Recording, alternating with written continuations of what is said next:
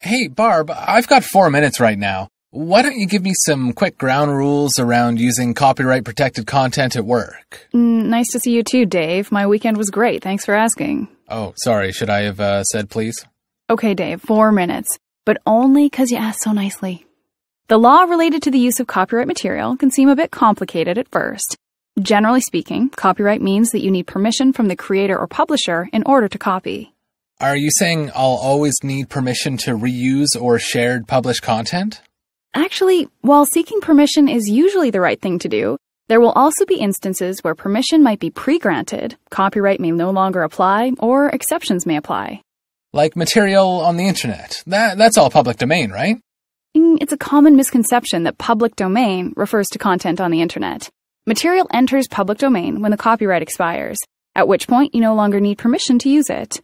In Canada, copyright lasts for the life of the creator plus 50 years. In the US and Europe, it's plus 70 years. Okay, but stuff on the internet is free to use, right? What's free for you and I to view online is not necessarily free to download and reuse without permission.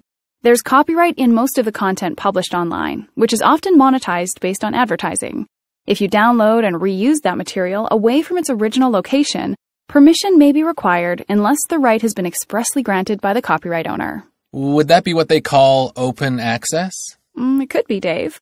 Open access is material that's freely accessible online, often with additional usage rights granted under open content licenses like those offered by Creative Commons. And I can do whatever I want with open access materials. It's a bit more complicated than that. There are different open content licenses. Where one license might grant permission with only a requirement for attribution, another might exclude commercial uses. And another might allow commercial uses, but require that derivative works be shared under the same license. Okay, makes sense. Now, what about those copyright exceptions you mentioned? How would I qualify for those? In Canada, we have a statutory copyright exception known as fair dealing, which is similar to the concept of fair use in U.S. law.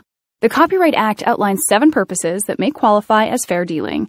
They are research, private study, criticism, review, news reporting, education, and parody or satire. Okay, so if my purpose matches one of those 7, I can do whatever I want with the material. Matching an eligible purpose alone doesn't get you a free-for-all. That's just the first part of a 2-step test. 2 steps? Yep. The use also has to be fair, and the Supreme Court of Canada has provided 6 factors with which to assess fairness. And let me guess, you're about to list off the 6 factors. You got it. Fairness should be judged based on 1, the purpose of the dealing, 2, the character of the dealing, 3, the amount of the dealing, 4, the alternatives to the dealing, 5, the nature of the work used, and 6, the effect of the dealing on the work. 7 purposes and 6 factors. Do I really need to know all of that? I'd recommend it if you plan to rely on the exception in a commercial setting. The burden of proof with fair dealing lies with the content user, so you should be able to assess and demonstrate the fairness of what you want to do before you copy. Okay, so basically, I'd be wise to read license conditions and website terms of use before reusing copyright-protected content, and to seek permission whenever necessary. Dave, you're a quick study, which is good because your 4 minutes are up, and I believe you had somewhere else to be.